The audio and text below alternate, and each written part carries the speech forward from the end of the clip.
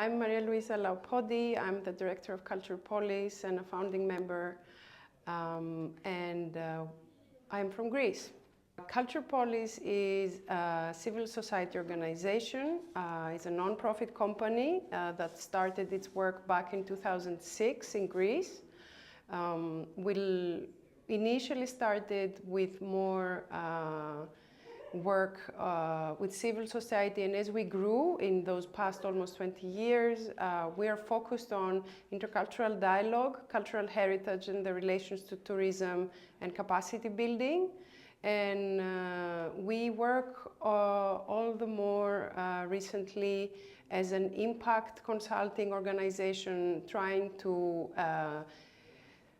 measure the needs assessment, the needs of citizens and stakeholders, and create impactful and design with other partners around Europe and the Southeast Europe region proper sociocultural solutions. In Dialogue City project, we are responsible for one of the activities that is called Our Common Future.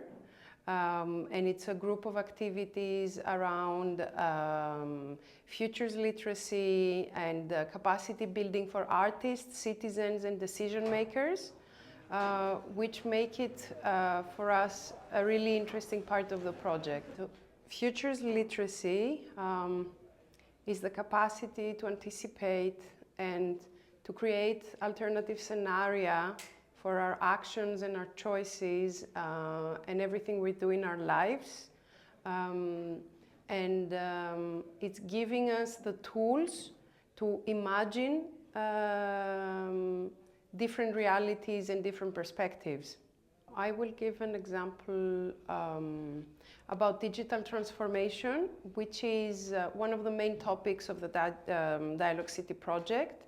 So, digital transformation is something we're undergoing for many years now. It's not something new. The artificial intelligence is something which is now also very hot, but the way we can use futures literacy and the tools of the futures literacy theory is to create alternative scenario for how our city and us as a citizen in our city can live in the future. So instead of worrying about, for example, what the government or private companies are doing with our data, we can imagine how we want our data to be treated and stored, and then we can start a dialogue around it with people in our community.